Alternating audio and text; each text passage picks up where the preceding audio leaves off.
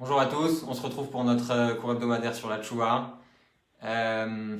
Alors, aujourd'hui, on a annoncé le titre Peut-on tout pardonner? Et justement, on va aborder un peu le pardon divin et le pardon humain. D'accord? D'où le titre Est-ce qu'on peut tout pardonner? Il nous arrive beaucoup de choses. On a beaucoup de gens qui nous font des problèmes. Et on a en droit de se demander, est-ce que la Torah, elle exige de nous qu'on pardonne tout? Est-ce que la Torah, elle exige de nous qu'à chaque fois, on soit la personne qui va pardonner toutes ces horreurs qu'on nous fait? Est-ce qu'on est vraiment obligé? Et on va continuer un peu sur le thème qu'on a vu la semaine dernière, à savoir on avait dit la semaine dernière qu'il fallait que la tchouva elle soit faite avec simcha. On avait dit que la semaine dernière que la tchouva c'était quelque chose qu'il fallait faire avec joie. Donc, on se retrouve pour parler un peu de tout ça. Et on va commencer par une petite remarque, une petite pensée. Personnellement, ça m'a toujours intrigué. Le jour de Yom Kippour, on a cette fameuse chanson Chatanu lefanecha. Vous savez, Chatanu lefanecha. Et on est en droit de se demander, est-ce qu'on est en train de chanter le fait qu'on a fauté? Tu sais, on est en train de dire Chatanu lefanecha, on a fauté et tout le monde est en train de chanter. Ouais, un peu bizarre quand même. Est-ce qu'on est en train de. D'ailleurs, c'est pas que je parle de la chanson Chatanu lefanecha, c'est un rite séfarade, c'est ce que les gens connaissent plus. Mais même chez Chabad, on a que des chansons toute la tefila. Quelqu'un m'avait dit l'année dernière, c'était la première fois qu'il participait à un office Chabad. Il m'a dit c'est fou comme c'est joyeux. Il y a plein de chants, il y a plein de. Les gens chantent, tapent sur la table, etc. Alors que Yom Kippour, c'est un jour où on se fait pardonner. On n'est pas censé être là en train de dire à Dieu, ouais, on a fauté. Donc ça aussi, ça fait partie de ce cours, de ce thème. Et donc aujourd'hui, on va voir trois choses. Premièrement, d'où on sait que quand Dieu il nous pardonne, d'où on est sûr tellement qu'il nous a pardonné. Première chose. Parce que c'est un peu quelque part ce qui nous laisse être joyeux. Quand on sait qu'on est pardonné, c'est là qu'on est joyeux. Donc, comment aussi se débarrasser de cette culpabilité. Deuxième partie, on va voir, est-ce que, comme on l'a dit plus tôt, est-ce qu'on est obligé de pardonner? À combien on est obligé de pardonner? Troisième chose, est-ce que quand on sait qu'on va être pardonné, c'est pas quelque part se dire je vais fauter et de toute façon je vais être pardonné donc c'est pas grave, on va recommencer à fauter, de toute façon on sait que quoi qu'il arrive Dieu va nous pardonner. Donc on va commencer par ce souci de la culpabilité quand on a fait des erreurs et qu'on se dit ça nous tracasse, on se sent mal en réfléchissant à ces erreurs qu'on a fait, etc. On y pense souvent et ça nous empêche d'avancer, etc. Alors, pour faire simple, on va essayer de réfléchir un peu comment ça se passe avec un ami. Quand on a fauté envers Dieu, envers un ami, et qu'on vient s'excuser, mais qu'on va s'excuser sincèrement. Alors, on a expliqué de la sincérité, du degré de sincérité qu'on devait avoir quand on s'excusait auprès de quelqu'un. Alors, quand la personne en face de nous, elle voit qu'on a compris notre erreur, et qu'elle voit surtout que on a changé notre comportement, alors en général, la personne elle va accepter nos excuses, elle n'aura pas le choix, elle va accepter nos excuses. Maintenant, ça marche la première fois, la deuxième, et peut-être la troisième. Mais j'ai envie de dire, alors peut-être qu'on a affaire des fois à des gens qui sont vraiment d'un niveau de grandeur d'âme exceptionnelle et qui vont accepter même de nombreuses fois. Mais la majorité des gens, deuxième, troisième, après on a du mal à réexcuser quelqu'un qui vient s'excuser à plusieurs reprises. Par contre, le bon Dieu, c'est différent. Pourquoi le bon Dieu, c'est différent? Parce que le bon Dieu, il est, comme on le dit dans la tefila tous les jours, dans la bénédiction qui concerne le pardon, on dit « Amarbe l'isloach ».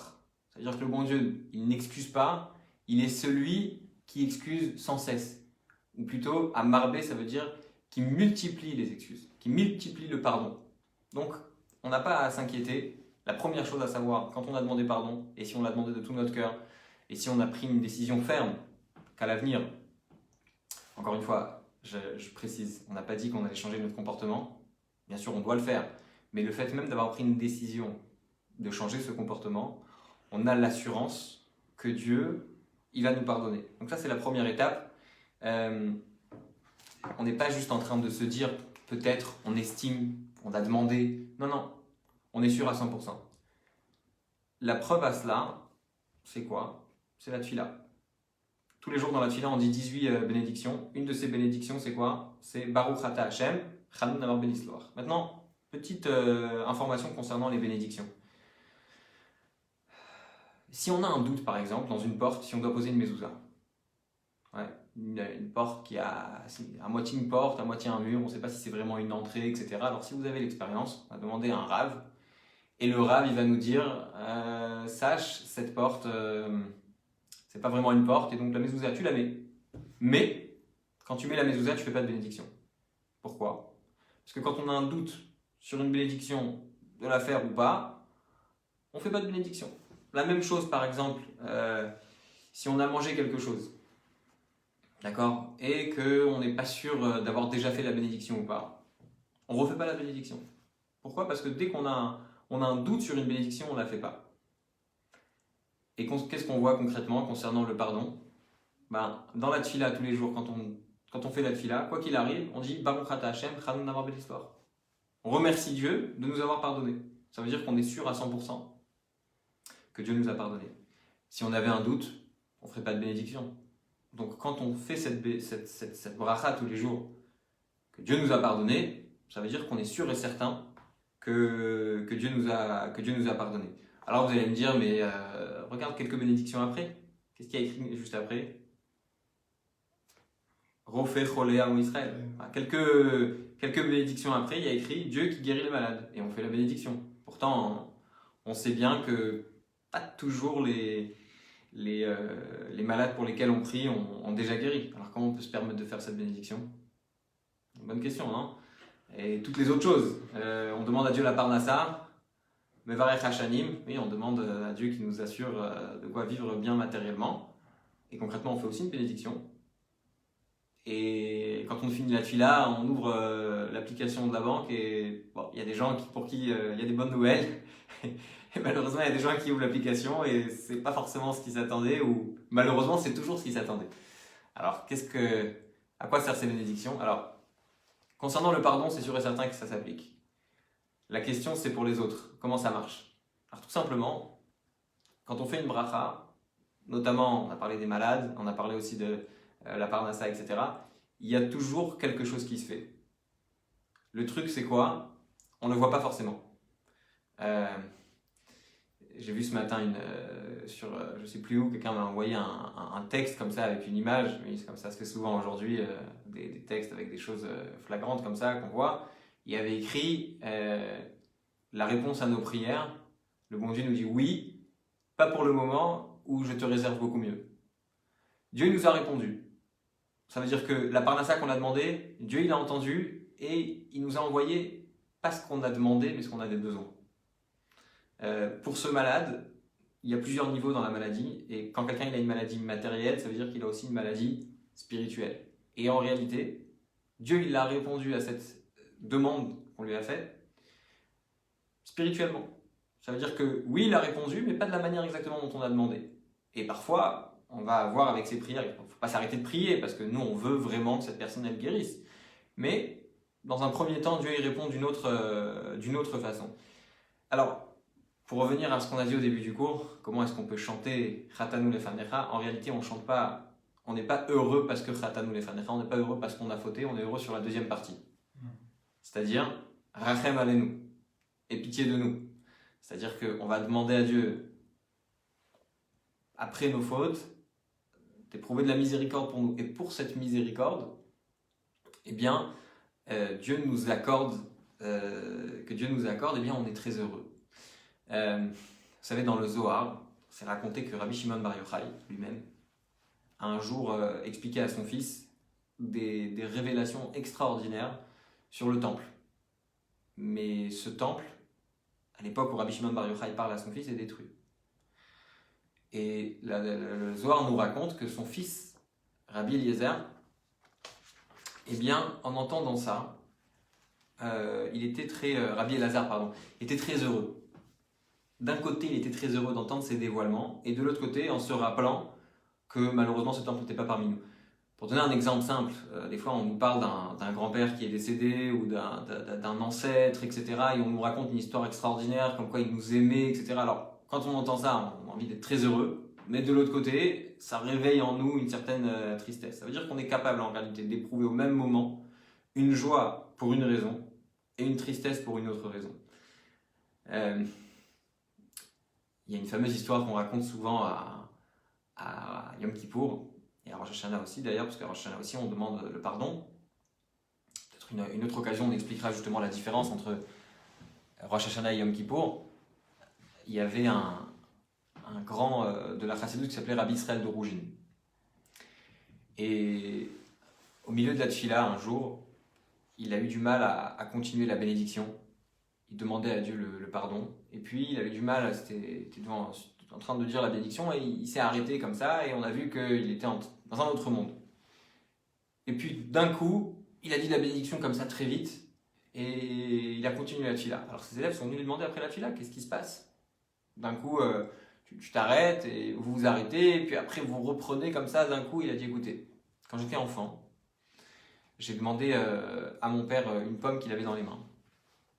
Vous connaissez cette histoire? J'ai demandé à mon père une pomme qu'il avait dans les mains. Et mon père, il n'a pas voulu me donner la pomme. Alors j'étais comme ça, j'attendais, je veux absolument cette pomme, quand est-ce qu'il va me la donner, etc. Et puis à un moment donné, j'ai eu une bonne idée. J'ai fait la bénédiction sur la pomme. Et quand j'ai fait la bénédiction sur la pomme, mon père n'avait pas d'autre choix que de me la donner. Parce que sinon, j'aurais fait une bénédiction en vain.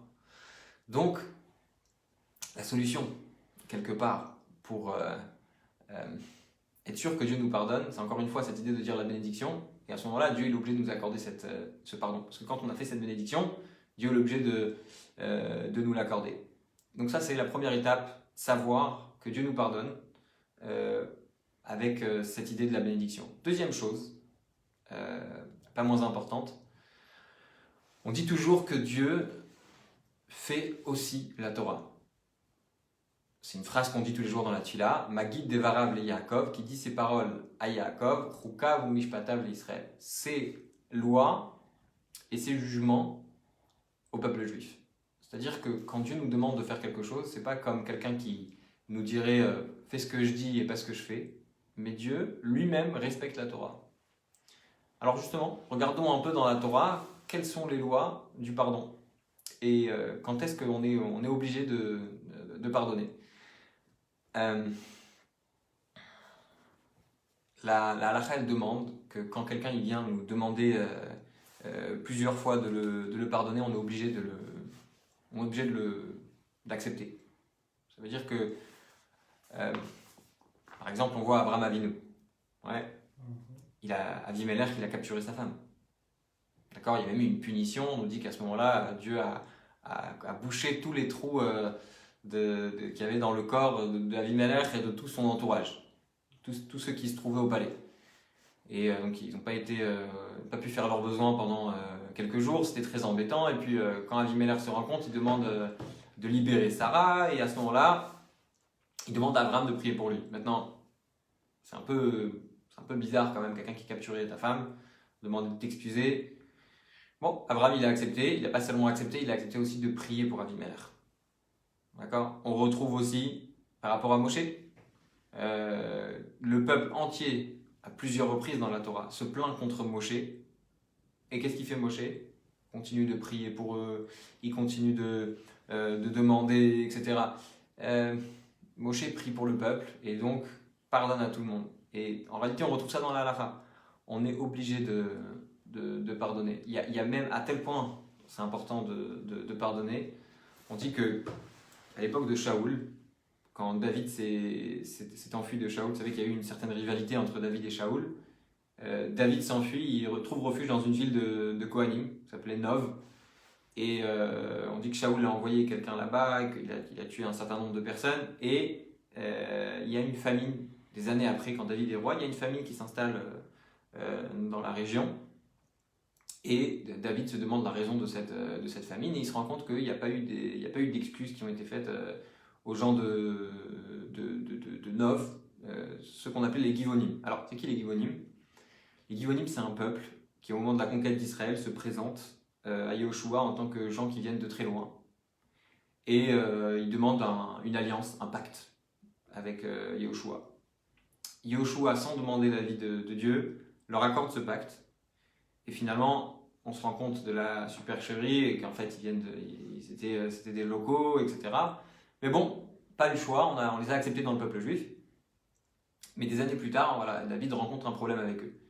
Et quand David demande des excuses, ils ne veulent pas. Et c'est à ce moment-là que David décide que ce peuple qui avait jusque-là été plus ou moins accepté dans le peuple juif, David décide de les exclure complètement. Pourquoi ? Parce que, pour une raison simple, s'ils ne sont pas capables d'accepter, de pardonner, c'est que forcément il y a un problème dans leur judéité. Les valeurs du judaïsme ne sont pas assez fortes chez eux et c'est d'ailleurs la raison pour laquelle une personne, c'est écrit dans le Shulchan Aruch, une personne qui a du mal à pardonner, une personne qui a du mal à laisser, je me rappelle l'année dernière, j'ai donné un cours,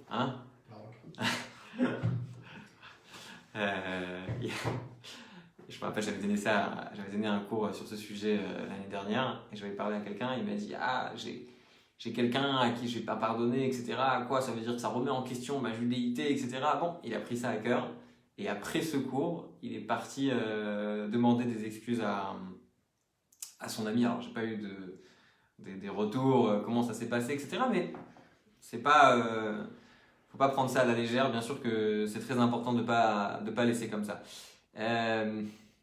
En réalité, pourquoi est-ce qu'on raconte tout ça? Que ce soit Abraham, que ce soit Moshe, que ce soit le roi David, etc. Qu'est-ce qu'on apprend de toutes ces histoires? Une chose simple. Le pardon, dans la Torah, c'est quelque chose de capital. Et si le bon Dieu nous demande de pardonner autant, c'est que forcément, lui-même pardonne autant.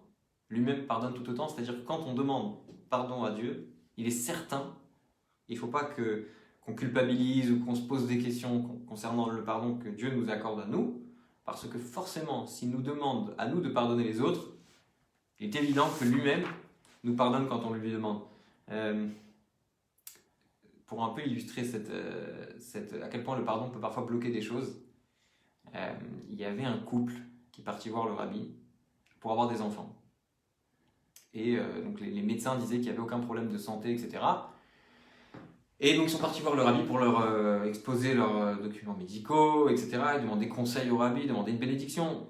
Et le rabbi, en parlant avec le mari, il s'était avéré que le mari avait eu une rencontre avant ce mariage. Et la rencontre n'avait pas abouti puisqu'il était marié avec une autre femme. Et le rabbi lui a dit, mais quand vous avez fini, ça s'est passé comment? Est-ce que vous vous êtes excusé auprès de cette personne pour ne pas avoir finalisé le mariage? Alors il dit non, je me suis jamais excusé. Donc en sortant de là, le rabbi lui a conseillé bien sûr de s'excuser. Il a pris contact avec cette personne. Il a envoyé un message par un moyen ou un autre et il a demandé ses excuses. Quelques semaines plus tard, quelques mois plus tard, je ne sais pas exactement les détails, en tout cas quelques temps plus tard, cette femme a trouvé la bonne personne, s'est mariée et quelques temps après le mariage, alors après 3 semaines après le mariage, il s'est rendu compte que sa femme elle était enceinte.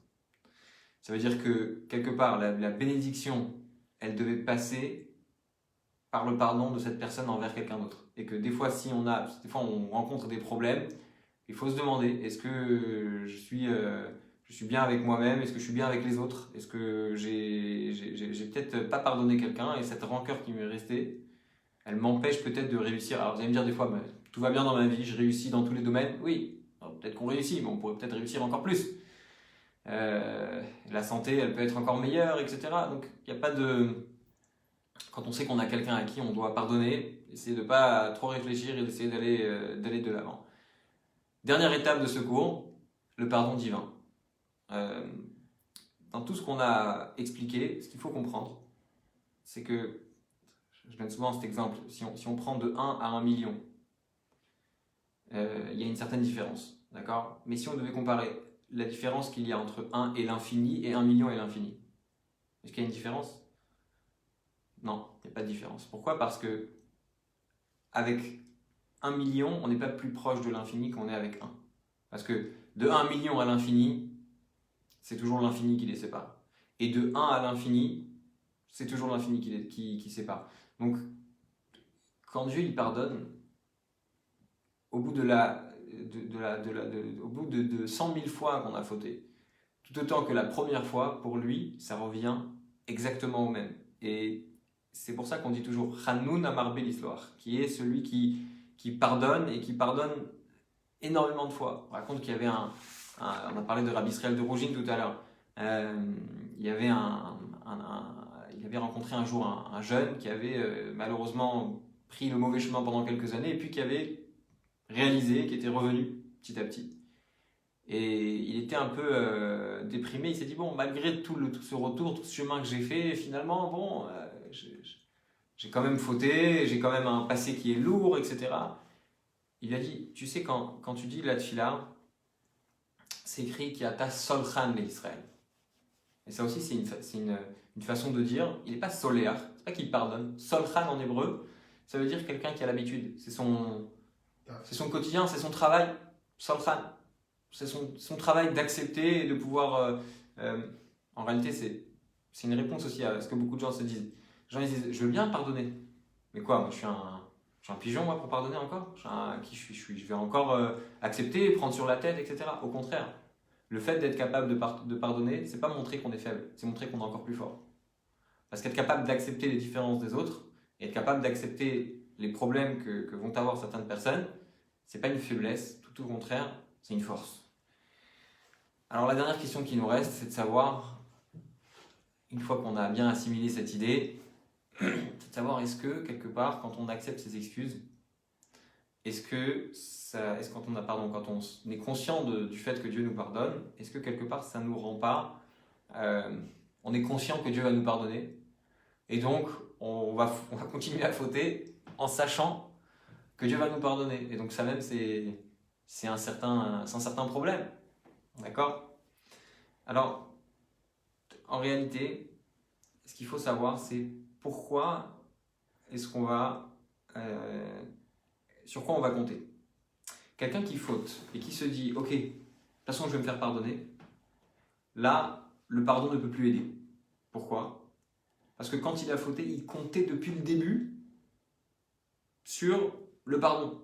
Donc le pardon, il ne peut plus t'excuser. Vous savez, il y a une loi, un procureur ne peut pas devenir avocat. Ça veut dire que, quelque part, qu'est-ce qui permet le pardon? C'est le fait de ne pas avoir su. Maintenant, le fait de savoir que, quoi qu'il arrive, on va être pardonné, si on y a pensé au moment de la faute, c'est un problème.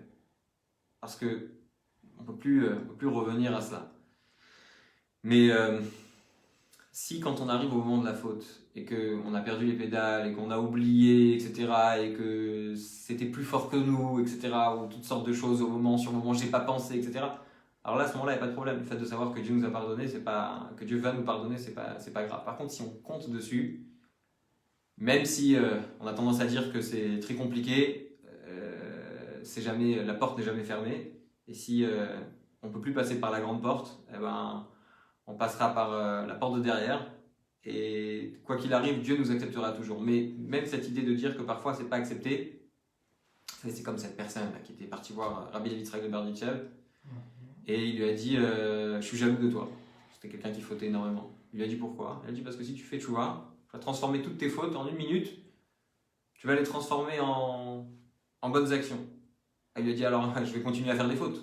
Il a dit non, maintenant que tu es au courant, tu peux pas. C'est un peu cette idée. C'est-à-dire que si c'est un moteur, le fait de la tchouva, c'est un moteur pour continuer à faire des fautes, elle ne peut plus te pardonner. Donc, il faut bien faire attention de cette nuance. Donc, qu'est-ce qu'on peut retenir de tout ce qu'on a dit aujourd'hui? Une chose simple. Dieu nous pardonne toujours. Et on peut continuer à fauter et Dieu va continuer à nous pardonner. Et ce qu'il faut retenir surtout, c'est qu'il y a un processus. Et ce processus, c'est de réaliser le problème qu'on a fait et de continuer à pardonner. Et de notre côté, quand on voit quelqu'un qui a fauté envers nous et qui a mal agi, essayer de se dire comment est-ce que cette personne, elle a peut-être pas réalisé, elle a eu des circonstances. Vous savez, quelqu'un qui attaque, c'est quelqu'un qui souffre en réalité. Parce qu'il n'y a pas quelqu'un qui est foncièrement méchant. Les gens, en général, quand ils agissent mal, c'est qu'ils ont un mal-être au fond d'eux, et la façon d'exprimer ce mal-être, c'est de le déverser sur les autres. Mais en réalité, quand on regarde bien les gens qui agissent mal, c'est que quelque part au fond d'eux-mêmes, il y a un problème, il y a un vécu mauvais qui s'est accumulé au fil des années, et ils n'ont pas su s'en sortir. Donc quand on regarde les autres, on se dit écoute, je vais être clément avec cette personne, je vais essayer de le pardonner, je vais essayer de faire un effort sur moi-même, et se dire que quelque part, nous aussi on a des choses à nous reprocher, et que si le bon Dieu il devait regarder tout notre dossier à chaque fois, et qu'il devait se dire en regardant tout ce dossier, j'ai pas envie de pardonner à cette personne, qui est nous-mêmes. Donc quand on regarde les autres, essayer de se dire bon, nous aussi on a des choses à se reprocher, Dieu il nous pardonne malgré notre dossier qui n'est pas le meilleur dossier. Après, je sais pas à qui je parle, et il y a peut-être des gens qui nous regardent qui sont parfaits, qui ont vraiment rien à se reprocher, mais bon, je parle, la majorité d'entre nous, on a forcément des parties de notre vie qu'on aimerait cacher, on a forcément des parties de notre vie qu'on aimerait mettre de côté. Et quand on regarde les autres, il faudrait se dire bon, moi je mets des choses de côté dans ma vie, pour l'autre je vais aussi mettre des choses de côté. La semaine prochaine, on va finir cette série de cours sur la tchouva, et on va parler une dernière fois dans les détails de cette tchouva et comment la faire dans la joie, comment se reporter dans la joie. Bonne journée à tous.